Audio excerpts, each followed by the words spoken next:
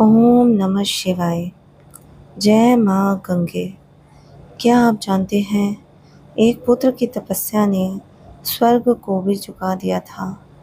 एक राजा ने अपने पूर्वजों को मोक्ष दिलाने के लिए सब कुछ त्याग दिया और तब स्वर्ग से पृथ्वी पर उतरी माँ गंगा। आज हम सुनेंगे गंगा सप्तमी की वह अद्भुत कथा। प्राचीन समय में सूर्यवंश में एक महान राजा हुए, राजा सगर। उनके 60,000 पुत्र थे। शक्तिशाली, पराक्रमी, लेकिन थोड़े अहंकारी।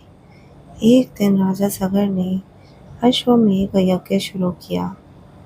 यज्ञ का घोड़ा पूरे पृथ्वी पर घूमने के लिए छोड़ा गया, लेकिन देवराज इंद्र ने ईर्ष्या के कारण उस घोड़े को चुरा लिया और उसे महान तपस्वी कपिल मुनि के आश्रम में छिपा दिया। सगर के पुत्र घोड़े की खोज करते करते ऋषि कपिल के आश्रम तक पहुंच गए। उन्होंने बिना सोचे समझे ऋषि पर आरोप लगा दिया, तुमने हमारा घोड़ा चुराया है। ऋषि उस समय ध्यान में लीन थे।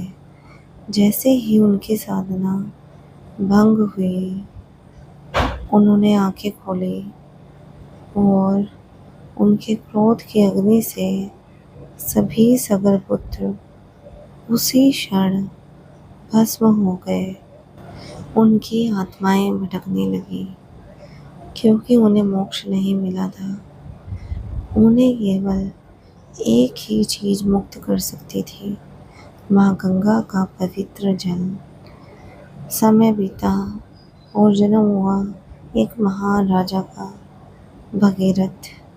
जब उन्होंने अपने पूर्वजों के दुख के बारे में जाना तो उनका हृदय कांप उठा।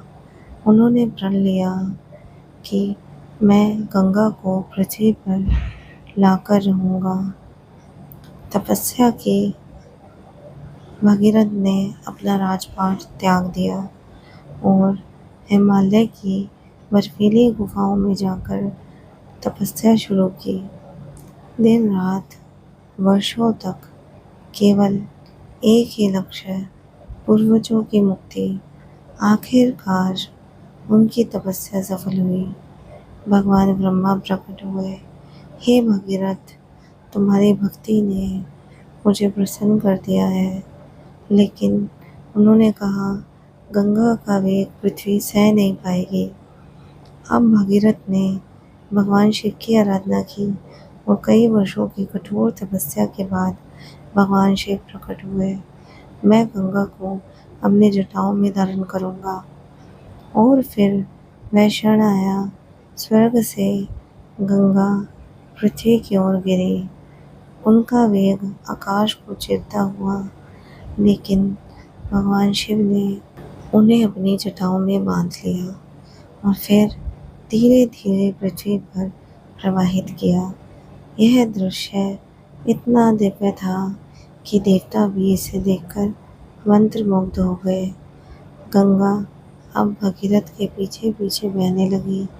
पहाड़, जंगल, घाटियाँ, हर जगह से गुजरती हुई आखिरकार वे उस स्थान पर पहुँचे जहाँ सगर पुत्रों की राख पड़ी थी।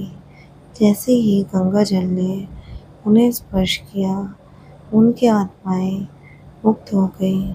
आकाश से पुष्प वर्षा होने लगी और दिव्य ध्वनि गूंज उठी, मोक्ष प्राप्त हुआ, मोक्ष प्राप्त हुआ।